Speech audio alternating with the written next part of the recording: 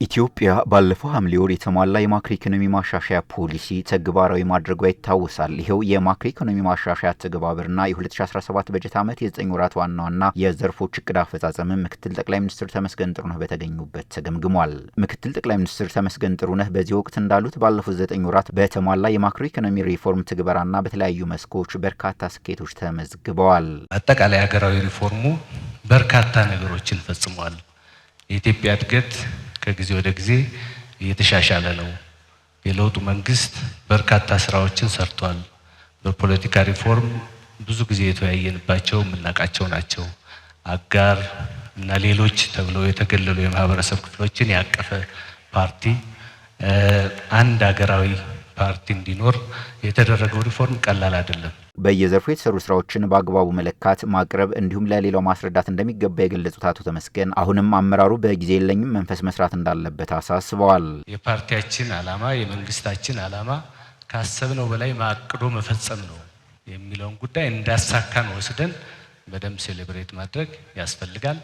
አሁንም ግን የሚቀሩ ስራዎች አሉ። ያለንበት ቀጠና ያለንበት ዓለም በብዙ ነገሮች ራስን መቻልና መንቀሳቀስ የሚጠይቅ ነው። ስለዚህ ሩጫው ገና አላለቀም፣ ጀመር ነው እንጂ ከዚህ በላይ መሮጥ አለብን።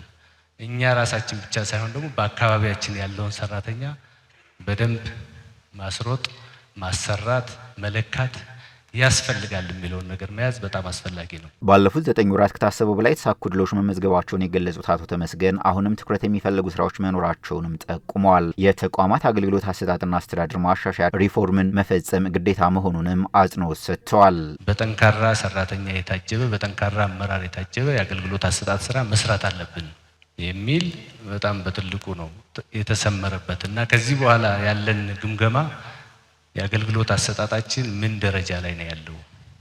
የጠንካራ መንግስት መገለጫ አንዱ አገልግሎት አሰጣጥ ስለሆነ የሪፎርሙ ዓላማ ሰራተኛ ማብቃት ነው። ይህ ሀገር ትልቅ ሀገር ነው። የያዝነው ሲቪል ሰርቫንት ብቻ ሳይሆን ሌላም ያስፈልገናል። ስለ መንግስት የሲቪል ሰርቪስ ሪፎርም ብቻ አይደለም፣ ስለ መንግስት የአገልግሎት አሰጣጥና አስተዳደር ሪፎርም ብቻ አይደለም። ፕራይቬት ሴክተሩም ራሱ የግል ሴክተሩም ራሱ መንግስት እንዲንቀሳቀስ ይፈልጋል።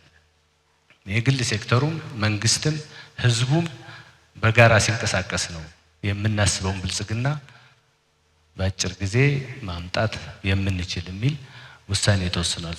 ሰራተኛውን በአግባቡ የማይመራ የማይመዝንና የማይከታተል አመራር ስለመኖሩ የጠቆሙት ምክትል ጠቅላይ ሚኒስትር ተመስገን ጥሩነህ በጥቂት ታታሪ ሰራተኞችና ኃላፊዎች ተቋማት የሚንቀሳቀሱበት አሰራር ሊቆም እንደሚገባም አሳስበዋል።